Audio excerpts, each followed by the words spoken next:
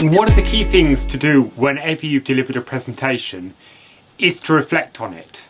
No matter how experienced you become in presenting, there'll always be something you can learn from every presentation experience. I've certainly made plenty of mistakes and I've learned plenty from the presentations that I've done. I also watch other people's presentations and don't just watch them to learn what they're talking to me about, but also learn where and what I could improve from my own presenting style from what I'm seeing in the presenting style of others, be that good or bad. This is a key part of your presentation assignment, to not only deliver your presentation but also to reflect on it, and you need to write a 500-word reflective as part of that. The idea of this is just to give some structure to what is an important process that you will continue to use as you continue through your business lives. So this reflective, some tips to give you, some thoughts as you go to prepare this particular part of your assignment. There's a couple of models that you can use. There's the Gibbs reflective learning model or the Kolb reflective learning model. Both basically cover similar ground, looking at how you learn from and develop new ideas from reflecting on the work that you've done. So let's look at Gibbs' reflective model first of all. First of all, there'll be a description. What happened? How did it go? What worked? What was it all like? What was it just like delivering that presentation? Then you think about your feelings. How did it feel when you were delivering that presentation? Were you nervous, excited? Were there feelings of trepidation? Were you perhaps panicking? Were you feeling relaxed? How did you feel and what were you thinking about while preparing for and delivering that presentation?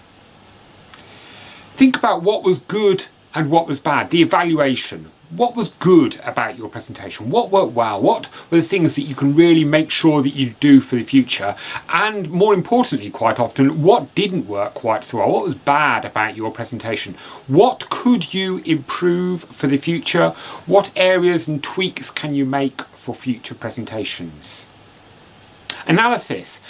How can you make sense of the situation? In the things that went wrong, why did they go wrong? What was it about the context, the situation, your preparation, the nerves on the day, whatever it was that had made that just not go so well? And equally, the things that went really well, perhaps sometimes even unexpectedly so, what was it that made that happen?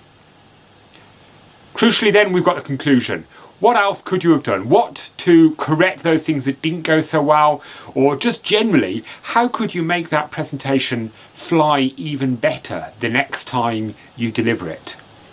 And finally, therefore, from that, an action plan. What are you going to do next time to make sure that you are absolutely going to wow your audience? What are those things that you've learned? What can you do? What interim things can you perhaps work on to make sure that the next time you present, you are even better at what you're going to be doing? Kolb model, very similar. It starts off with the concrete experience, what actually happened. Then we have reflective observation, review, reflect, that's that sort of feelings and evaluation. What was it all like? What was it feeling like? What did it think about? What worked well? What didn't work well? Then we've got abstract conceptualization, a fancy way of saying, what have we learned from it? What things have we concluded from the way that things went that we can learn from for the future? And then active experimentation, I really like that as a phrase, rather than just creating an action plan which could just be something written down, as the Gibbs model said. But active experimentation to me suggests practicing in your bedroom or wherever else it might be, to really improve those presentational skills, to make sure you've really learned where you can improve and how you can correct those and work on those, preferably without an audience probably, to get them right for the future.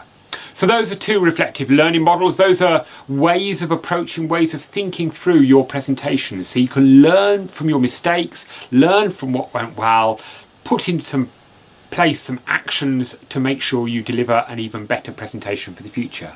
And as we go through this course, I want you to be doing that at every step of the way. This isn't just something to do for your final presentation, but maybe with not writing 500 words about it, but actually reflecting on and learning from your presentations that you're doing on this module and that perhaps you're delivering elsewhere to make sure you continue to hone your presentation skills.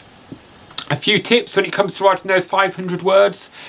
Those headings from those reflective learning models, use those to structure your writing. Put them in as actual headings. It makes it much easier for me to read. It makes it much easier for you to follow. Another tip is to do your reflective as soon as possible after the delivery of your presentation. Don't leave it a few days, because it's far harder to think about how it felt and what it went like several days later. You won't remember. So get it done, even if it's just a rough form, straight away. It'll only take half an hour at most to get the basic thoughts down of how it worked, where you could learn and so on for the future, and that'll make the whole process much easier for you. Do make sure you look at alternative learning resources to back up those learning points. Where could you go and find out additional things? What backs up the learning points that you've stated? Where can you gain additional information on making those improvements? And make sure you reference those, because that will give you that full referencing that we're looking for as part of that reflective. So there you go. That's what reflection is all about. Hopefully that's given you some tips on how to reflect and how to put that 500 words together for your reflective part of the assignment. Happy reflecting.